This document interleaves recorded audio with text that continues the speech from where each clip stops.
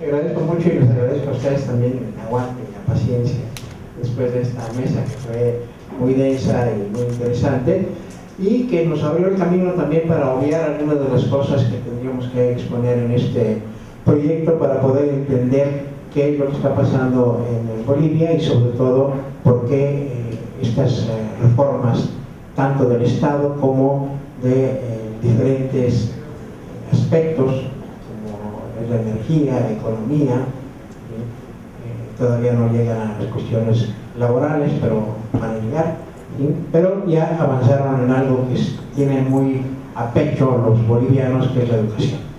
Entonces diríamos que es una consecuencia de la reforma del Estado, esta reforma educativa, ¿sí? Que modifica lo que se consideró como la Ley Neoliberal de Educación de 1994, conocida como Ley de Reforma Educativa 1565.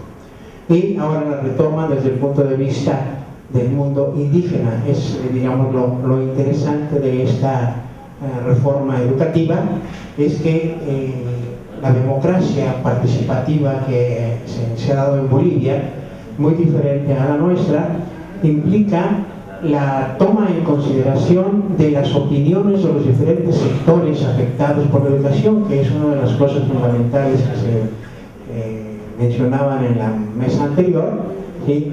Cómo la democracia, vista desde arriba, no toma en cuenta los intereses de los destinatarios de estos cambios.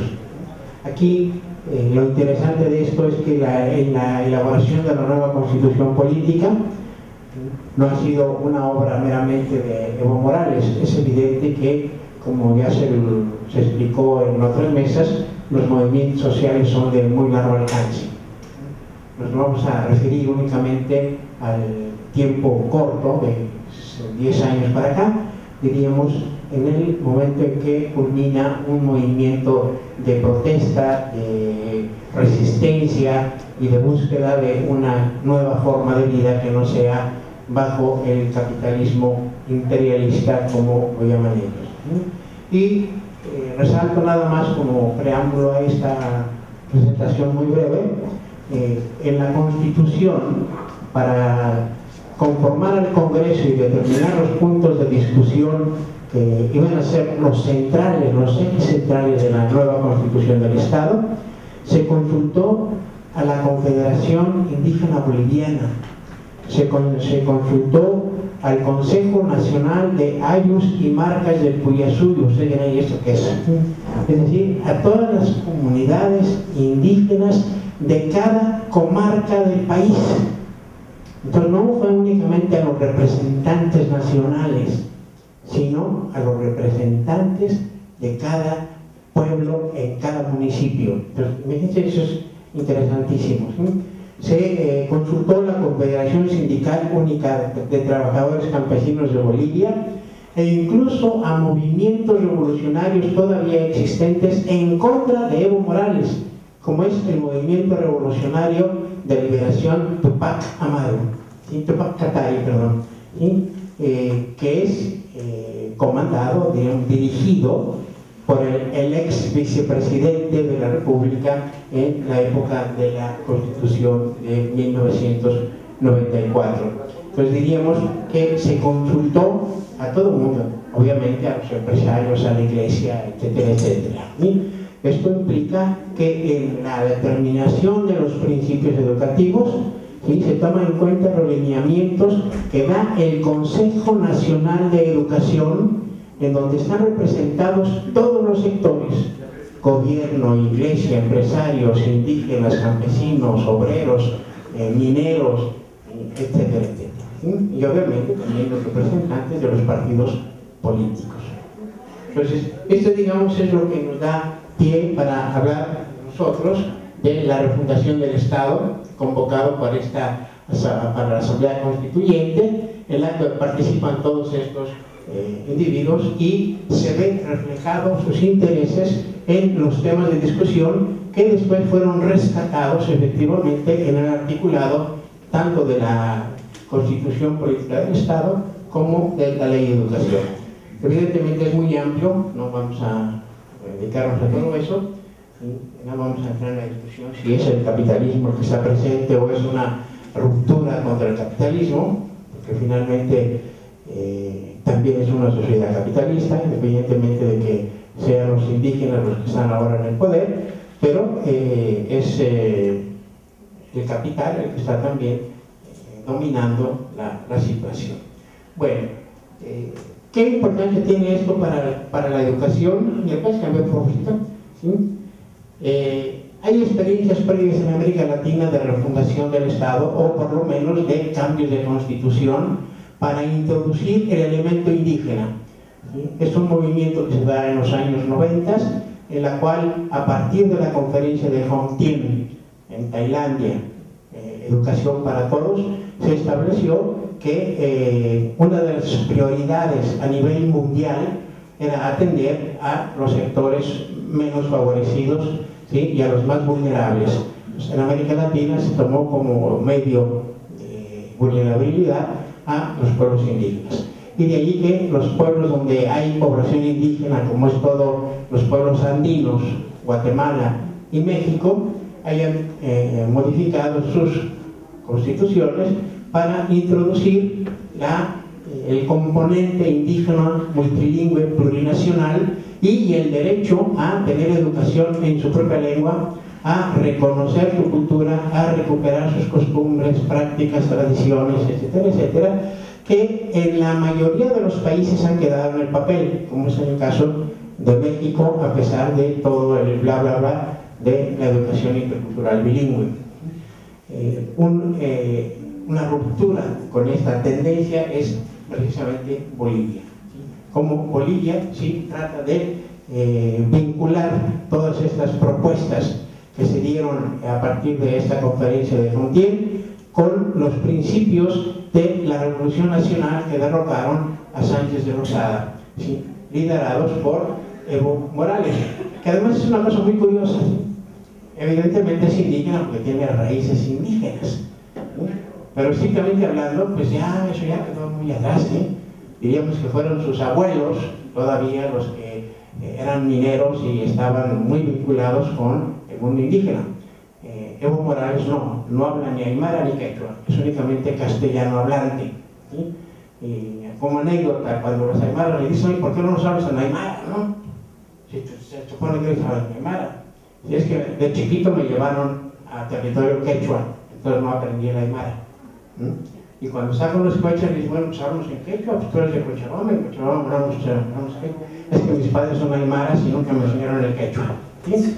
Pero bueno, es anécdota nada más, pero esto no impide la fuerza que ha tenido para ser el líder de los cocaleros, ¿sí? Los cocaleros son los campesinos que se dedican al cultivo de la coca, que tienen un 80%, ¿sí? Dedicado al narcotráfico, ¿sí? Por más que digamos que no, el 80% de la coca que proviene del Chapare en Bolivia, y que es la zona donde es líder o era líder Evo Morales, se dedica pues para la fabricación de cocaína.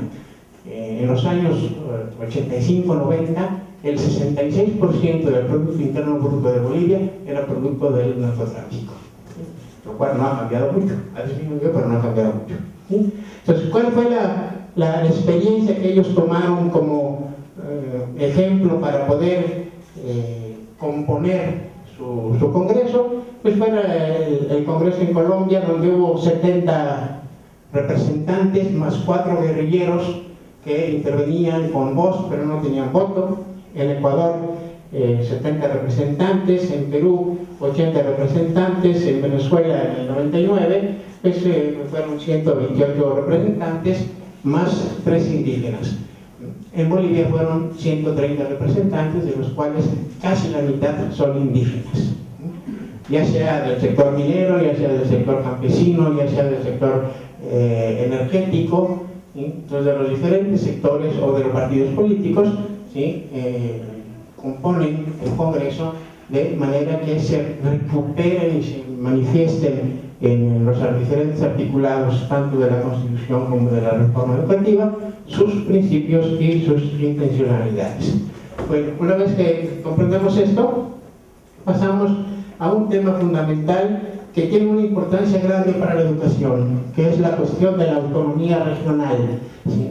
En la Constitución Política del Estado se establece que el gobierno, ¿sí?, es unitario, es decir, Bolivia es un país unitario, no es una república federal, es un país único que está dividido en 9 departamentos, que sería el equivalente a nuestros estados.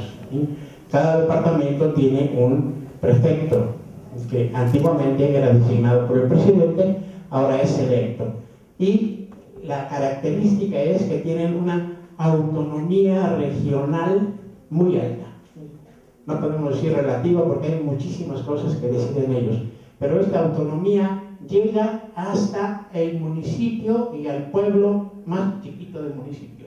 El presidente municipal de cada pueblo o representante tradicional del pueblo es autónomo frente a los demás poderes del Estado. Entonces es una cosa muy interesante para México, porque aquí se discutió mucho si podíamos ser autonómicos o no podíamos ser autonómicos, que eso iba a desligar al país, que iba a ser, etcétera, etcétera. Y el ejemplo que nos está dando Bolivia es que sí es posible, siempre y cuando haya reglas claras y precisas. Ahora, es una experiencia que ellos están haciendo, les ha costado mucho trabajo, les va a costar más, pero yo creo que es una cosa que efectivamente es muy importante. ¿Sí? Sobre todo esta idea, se respeta la decisión soberana de los departamentos que decidieron que quieren la autonomía como sistema de gobierno más equitativo e inclusivo. Eso tiene que ver con la discusión que hace rato tenían los compañeros sobre la cuestión de la democracia, pero evidentemente no nos vamos a detener en ello porque nos llevaría mucho tiempo y en otra ocasión tendríamos posibilidad de discutirlo si esto es verdaderamente una participación democrática o es más ideológica que real. El hecho es que hoy por hoy se ha logrado que Evo Morales no solo gane las primeras elecciones con el 57% de votos, sino que gane las segundas elecciones con casi el 68% de votos, ¿sí? Lo que le dio el derecho de ocupar la presidencia de manera inmediata sin tener que pasar por el Congreso. En Bolivia, si no se alcanza el 50% más uno, quien elige al presidente es el Congreso. Es un poco como en Estados Unidos, ¿no? Entonces, son los representantes electores los que eligen si no se gana en la primera ronda con más del 50% más uno. Bien, entonces, ¿por qué la idea del referéndum? La idea del referéndum surgió como un elemento político que construyó Evo Morales, y más que Evo Morales, diríamos el vicepresidente, ¿sí? García Linares, que es el intelectual y que es sociólogo, para recuperar la idea de Ábalos de cómo la sociología tiene que estar al frente de una sociedad para que pueda haber ciertos visos de cambio, ¿no? Para bien o para mal, ¿no? Todo es bueno. Pero bueno, es el ideólogo, es el intelectual de Evo Morales, ¿no? Y con él entonces se hace el referéndum para decir, a ver señores, ¿sí?, ya se aprobó en el Congreso la autonomía, ¿sí? La echamos para atrás como quieren los 4 departamentos que están en contra y que se conocen como los departamentos de la media luna, porque están en el oriente de Bolivia, ¿sí?, que son donde están los ganaderos, donde están los petroleros, donde están los agricultores y diríamos el capital fuerte, frente a los otros 5 departamentos que son los departamentos andinos, cuya población es mayoritariamente indígena. Entonces, bueno, ¿cuál fue la movida política que hicieron? Bueno, vamos a hacer un referéndum nacional, si aceptamos la autonomía que propone el Congreso o la rechazamos. Pues, evidentemente ganó el aceptar la autonomía, sin separación de los departamentos implicados en esto, ¿sí? Entonces, esto les permite elegir sus autoridades, un poco como acá en el DF. Bueno, ya cada demarcación elige a su representante, ya no es un delegado, sino ya es un titular de la demarcación, ¿sí? Toman sus propias decisiones. Aquí todavía está muy regulada la cosa y mediada, ¿sí? Pero allá llega a haber enfrentamientos ya en la actualidad entre el presidente de la República y prefectos, gobernantes de cada departamento. Y la represión no se ha hecho esperar, es decir, que no creamos que todo es libertad y todo es paraíso, ¿sí? El primer golpe fue contra el jefe Potosí, que fue exiliado a Chile. ¿Sí? Ah, ¿no estás de acuerdo conmigo? Pues oye, que me vas, oye, pero soy el jefe, bueno, sí, pero aquí el que tiene el mando soy yo, que me vas, ¿no? Y bajo esta perspectiva, los de Santa Cruz, El Beni y Tarija, que son los pueblos ricachones, dijeron, bueno, pues o nos vamos pobretones o nos quedamos ricachones, pues nos quedamos, ¿no? Entonces, esa es un poco la situación política en relación a esto. Bien, ahora, esto que nos dio pie justamente para entrarle a un aspecto muy sentido por los bolivianos, ¿sí? Sobre todo desde 1952. En 1952 se dio la revolución del MNR, ¿sí? Encabezada por Víctor Paz Estenssoro, un personaje que fue 4 veces presidente en Bolivia, ¿sí? Pero que liberó efectivamente a Bolivia en los años 50, y en la constitución de ese entonces se abolió por primera vez la esclavitud en Bolivia. Estamos hablando de los años 50, ¿sí? Y sin embargo la abolición no quedó establecida sino hasta la constitución de 1967. Pero el 52 tiene una importancia fundamental porque ahí se consagra lo que se llamó el Código de la Educación Boliviana, que es un poco como la Ley Federal de Educación en México, y que establece justamente cuál es la estructura, cuáles son los objetivos y las bases de la educación y cómo se da la organización de todo el sistema escolar. Esta ley fue reformada en 1994 a través de la Ley 1565. ¿Cuáles fueron las novedades que introdujo esa ley? La educación intercultural bilingüe. Por primera vez se habla de educación intercultural y bilingüe. Se hablaba de educación bilingüe, pero no se hablaba de educación intercultural. Aquí en México se hablaba de educación bilingüe. Posteriormente se introdujo educación bilingüe intercultural, pero aquí se entendía por bilingüe el inglés y el español. ¿Sí? No se recuperaba la idea del mundo indígena, ¿sí? Hasta que se introduce esta idea bilingüe intercultural. Allá nace con eso. Se reorganiza el sistema educativo para poder atender a la población campesina en lo que se llaman núcleos educativos. Los núcleos educativos, no puse la imagen aquí, pero imagínense un círculo central con 4 circulitos, algo así como el sistema planetario, ¿sí? El Sol es la escuela central que tiene todos los servicios: educación primaria, preescolar, secundaria, bachillerato. Tiene todos los servicios. Y las otras escuelitas, unos tienen un grado, otros tienen 2, otros tienen 3, unas 5, etcétera, etcétera. ¿Qué pasa cuando yo termino mi segundo año y ya no hay más escuela? Me tengo que trasladar a una escuela, ¿sí?, lo más cercana posible, que ofrezca el tercero y el cuarto año. Cuando termine el cuarto año me tengo que trasladar al núcleo que tiene los albergues para poder hacer quinto y sexto y secundario. Entonces, estaban tan retiradas las escuelas que era prácticamente imposible que fueran los niños a la escuela. Entonces se reorganizan estos núcleos y se establecen los mecanismos de participación popular a través de la Ley de Participación Popular, que ha sido un hito en la historia de la participación social en América Latina. Y es el ejemplo para todos los países de cómo participan los padres de familia en la vigilancia de la educación. Y obviamente esto va a traer conflictos porque los padres de familia quieren vigilar y los maestros dicen: ¿qué pasó, maestros? Bueno, soy yo, ¿por qué me tienen que vigilar gente que no sabe o es ignorante? Y el currículum flexible, regionalizado, bilingüe, intercultural, que aquí no queremos implantar, ¿sí?, por el centralismo de la SEP. Ok, todo está descentralizado, las escuelas ustedes las manejan, la administración ustedes la manejan, pero el currículum, eso es una prerrogativa del gobierno central a través de la SEP. Allá no, allá se modifica esa situación y prácticamente cada escuela tiene también la posibilidad de introducir los conocimientos que cree necesarios para los niños de acuerdo con las necesidades de su región, las condiciones de su medio ambiente y en concordancia con las necesidades básicas de aprendizaje establecidas por la Junta de Educación para Todos. Y bueno, estas son las características de la educación. ¿Cómo pasa esto a la educación de los 70? Aquí no se habla de que la educación intercultural bilingüe sea obligatoria en todas las escuelas. Sí, era obligatoria en las escuelas indígenas, pero no necesariamente era obligatoria en las escuelas urbanas.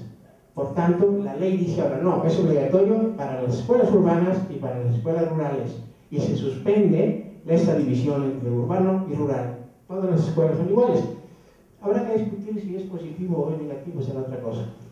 Pero la ventaja es de que si tú hablas aymara en tu región, tienes que enseñar el aymara en todas las escuelas. Si tú hablas el guaraní, enseñas el guaraní. ¿Sí? Si hablas el xironó, aunque sean 100 gentes, enseñas el xironó. Entonces es una cosa que modifica radicalmente esta idea. ¿Sí?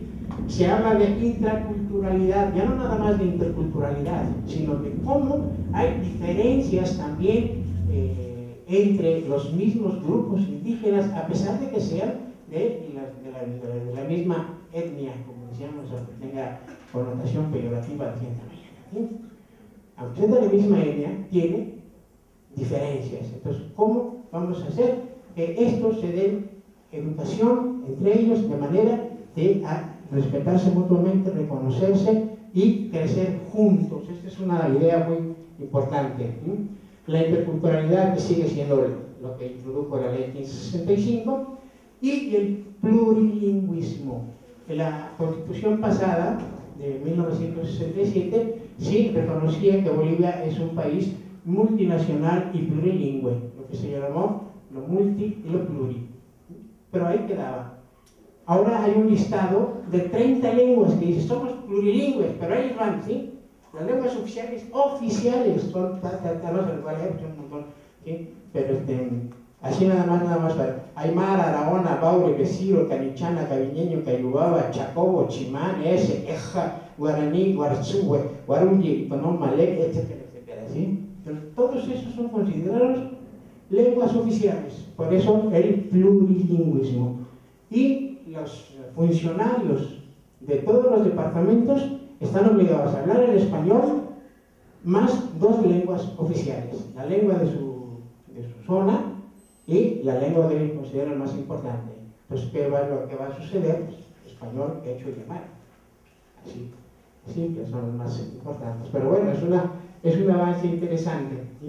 ¿Cuáles son las características de la educación? Tiene que ser productiva, intelectual y materialmente, científica, técnica, tecnológica, y una idea fundamental que está en toda la filosofía indígena y que García Linares muy hábilmente ha recuperado, ¿sí? Para proponerla como filosofía política del Estado, filosofía política, no más educativa. ¿Sí? La constitución política del Estado va orientada también a esta idea, ¿sí? Para vivir bien. Entonces, educación de la vida y en la vida, pero ¿para qué? Para vivir bien. Y todo el principio de la constitución actual está fundamentada en el vivir bien, que algunos autores prefieren llamarlo el bien vivir, porque según esto tiene más connotación filosófica. ¿Sí? Pero bueno, ¿sí? Es exactamente lo mismo. ¿Sí? Y todo lo demás es todo aquello que se ha globalizado en el aspecto de la educación. Y como la globalización está también en la educación, los mismos problemas que tenemos aquí los tienen ellos: calidad de educación, equidad de género, oportunidad para todos, participación social, democrática. ¿Sí? Es decir, los maestros no quieren que metan la mano los padres de familia en la escuela. Elementos nuevos, una educación descolonizadora. ¿Sí? Terminemos con el pensamiento colonial. Ya el gobierno de Sánchez de Lozada fue la última expresión del colonialismo. Pues terminó el imperialismo, empezamos con la construcción de un nuevo Estado, de una nueva nación, ¿sí? Educándonos desde las identidades culturales. Entonces, recuperemos nuestra cultura, recuperemos nuestra forma de ser, de pensar, de hacer, para que esto se traduzca en la educación, y la educación entonces sea una respuesta efectivamente a las necesidades y características de los pueblos que la reciben. Elemento nuevo: en aquella ley la educación es obligatoria hasta la primaria. ¿Sí? Ahí no lo puse, pero aquí está. Es universal, gratuita en todos los establecimientos fiscales y obligatoria en el nivel primario. En la nueva ley es obligatoria hasta el nivel bachillerato. ¿Sí? En la antigua ley dice el Estado los va a financiar a la educación básica, preescolar y bachillerato. Aquí se especifica claramente, toda la educación será gratuita, desde la preescolar hasta la universidad. ¿Podrá hacerlo o no podrá hacerlo? Es el interrogante que tenemos que ver en los próximos años, ¿no? Pero por lo pronto está escrito, no nada más en la ley de educación, sino en la Constitución. Entonces, esto garantiza el acceso a la educación de una gran parte de la población que hoy por hoy estaba excluida de la misma, ¿sí? Entonces, por favor, también, rapidísimamente, ¿sí? Se introduce algo nuevo, que es esta idea de la educación inclusiva, ¿sí? Si bien antes se hablaba que todos tenían derecho a la educación sin discriminación, hoy se menciona claramente la educación inclusiva, que rompe con los esquemas que nosotros tenemos. Aquí nosotros, cuando hablamos de inclusiva, entendemos en el 90% de los casos la educación especial, es decir, de los sordos, de los mudos, de los que tienen alguna discapacidad. No, la educación inclusiva implica cuestiones de género, hombre y mujer, todos son parejitos, ¿sí? Cuestiones de etnia, indígenas y no indígenas tienen derecho a la educación, cuestiones de edad, jóvenes y adultos tienen derecho a la educación, cuestiones de salud, discapacitados y no discapacitados tienen derecho a la educación, y la escuela tiene que recibirlos. Evidentemente tiene que haber condiciones para que puedan educarlos. ¿Qué es lo que propone, diríamos, el Colegio Internacional de Educadores en la Escuela Inclusiva? Es que en cada escuela donde se acepten niños con esas características, o jóvenes o adultos o lo que sea, deben tener los profesores auxiliares que les ayuden a tratar con estos jóvenes o con estos niños o con esta gente adulta, ¿sí? De manera que se le pueda dar una atención equivalente, y eso es lo que ellos consideran también como democracia en la educación, ¿sí? Y revolucionaria, una educación revolucionaria, liberadora, crítica y solidaria, y sobre todo insiste mucho, ¿sí?, en la identidad. No se trata entonces de crear bolivianos neutros o asépticos, ¿no?, sino bolivianos con identidad definida a partir de su pertenencia a un grupo indígena u a otro, ¿sí?, respetando, aquí es muy interesante esta idea, ¿sí?, en contra de la educación laica que proponía la otra, que proponemos aquí en México, ¿sí?, introduce afectividad, espiritualidad y subjetividad de las personas y comunidades. ¿Por qué añaden laica? Porque se suprime la clase de religión. En la Constitución de 1967 y que se renovó en 1994, se establecía que la religión católica es la religión del Estado, ¿sí? Y a mí me tocó personalmente ver al presidente de la República ir a misa, a comulgar, un poco como Fox, ¿sí?, pero además con todo su séquito. Si había ceremonias oficiales de la iglesia, en primera fila estaba el presidente con todos sus ministros. Bueno, ahora se rompe esa onda, pues ya no hay vinculación estatal entre iglesia y gobierno, independientemente de las creencias personales, ¿no? Y se respeta la idea espiritual, es decir, cada quien recibe educación religiosa de acuerdo con sus creencias. Entonces, se elimina la clase de religión cristiana, católica cristiana, pero se reemplaza por la que los padres de familia quieran, ¿sí? Yo soy judío, pues quiero tener clase de judaísmo, ¿no? Yo soy protestante y quiero clase de protestantes, etcétera, etcétera, ¿no?, en función de rescatar la espiritualidad indígena, lo cual es muy, muy interesante, ¿sí? Pásale, por favor, ¿sí? La idea de educación unitaria, pública, universal, integradora del Estado plurinacional, ¿sí? ¿Qué significa lo unitario? Que se unen ahora, o se desaparece la división entre escuela rural y escuela urbana, ¿sí? Entonces, ahora todos llevan el mismo programa, con una diferencia que aquí no tenemos. Ok, todo el mismo programa, pero no todo el país es igual. Ni todas las zonas tienen las mismas necesidades o tienen las mismas características. Por tanto, hay un currículum de base, hay conocimientos que son básicos para todos los bolivianos. Fundamentalmente lo que ellos trabajan es lo que propone contiene, ¿sí? Es lengua, razonamiento lógico matemático, resolución de problemas. Todo el mundo tiene que saber eso. Razonamiento lógico matemático, eso, en otras palabras, cálculo, que sepan contar, etcétera, etcétera. Lectoescritura, que sepan leer, que sepan escribir y sepan expresar sus ideas, y que tengan la habilidad suficiente para resolver los problemas que les presenta la vida cotidiana. Eso es lo que va a presentar el currículum de base. Todo lo demás va a depender de las características de la zona. Incluso les decía yo, de la escuela. Si en esta escuela nosotros no tenemos más que cultivar caracoles, bueno, pues vamos a enseñar a los niños a cultivar caracoles, ¿no? Y ver entonces cómo podemos nosotros modificar las condiciones del terreno para que podamos tener otro tipo de productividad. Por eso se habla de educación productiva, ¿sí? ¿Cómo podemos hacerla? ¿Sí? Única en cuanto a calidad y política para todos, ¿sí?